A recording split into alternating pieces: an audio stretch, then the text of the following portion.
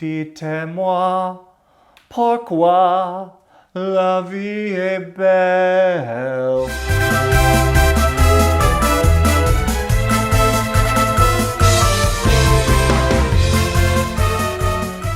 Greetings, thespians and Broadway fans. Glad to be back here with you at Broadway Blind Guy with me, Lee, your quintessential legally blind Broadway nerd. So, continuing on in my series of movie musical reviews, today's review is the 1958 Rodgers and Hammerstein classic, South Pacific. This movie was directed by Joshua Logan, who also directed the original 1949 Broadway production, and it stars Mitzi Gaynor as Nellie Forbush, Rossano Brazzi as Emile DeBeck, John Kerr as Lieutenant Joseph Cable, Juanita Hall as Bloody Mary, France Nyan as Liette, and Ray Walston as Luther Billis. Now, I gotta be honest and say that up until this point in my life, I had never actually seen this movie. I was familiar with the Broadway musical, but this was a first for me. And the thing that stuck out to me the most is how gorgeous this film looks.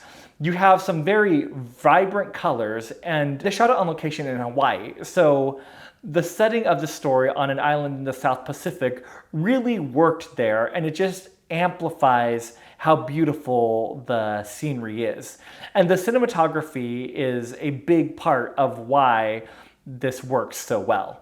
Now, backtracking a little bit, for those that are unfamiliar with the story, in an island on the South Pacific, nurse Nellie Forbush meets French plantation owner Emile DeBeck, and they fall in love. We meet them 2 weeks into their relationship.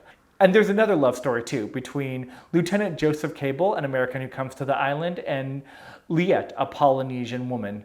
Now, I do have to say that the script for South Pacific leaves a little bit to be desired. For one, you have the relationship between Nellie and Emile, which is only 2 weeks in development, so it's just unlikely to me to think that they would actually be this much in love so quickly.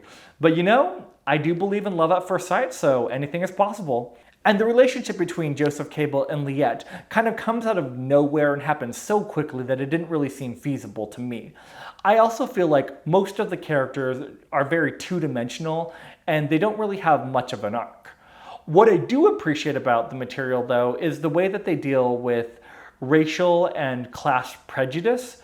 I mean, you have Nellie, who finds out that Emile DeBeck was married to a Polynesian woman and had 2 kids from that marriage.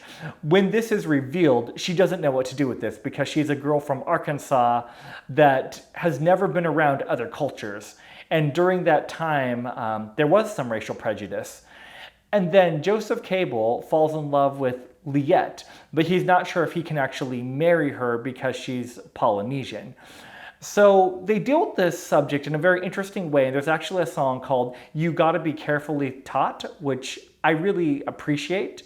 And it says a lot about racial prejudice and how you learn it. It's not something that's innately ingrained in you. In terms of performances, the clear standout for me is Juanita Hall playing the role of Bloody Mary. She's fiery, she's feisty, and so lively. And every time she's on screen, you pay attention and it makes the energy so much better. And then there's Ray Walston as Luther Billis, who I think has a very transcendent way as a performer. His performance doesn't feel dated and he has a very well-rounded character. In contrast to that, we have Mitzi Gaynor as Nellie, and her performance does seem a little bit dated. Her singing voice is great, and I like all of her songs, Cockeyed Optimist, A Wonderful Guy, Honey Bun, and I'm Gonna Wash That Man Right Out of My Hair. Her singing voice worked really well for me, but her acting leaves a little bit to be desired in quite a few scenes. It's really hit or miss and not necessarily my cup of tea. On the other hand, Rossano Brazzi as Emile DeBeck did a great job playing the French plantation owner, and I felt some heart and warmth from him, and I really appreciated what he brought to the table. And then, of course, South Pacific would not be South Pacific without the music. And as I watched this movie, I was reminded of what a sweeping score is contained within this material. I really enjoyed the songs Some Enchanted Evening, You've Got to Be Carefully Taught, Younger Than Springtime, and Bali High. I thought all of those songs were very strong, both in performance as well as in visuals. Now, on a note of interest about the visuals here, every time there's a musical number, they use these color filters that kind of make every musical number have a very bold color different from the world we were just in. So sometimes it's purple, sometimes it's red, sometimes it's orange, sometimes it's yellow. And apparently Joshua Logan wanted to make a very subtle color filter as to not distract from what was going on and to take the audience out of the world. But somehow in the process, the color filters became much more bold.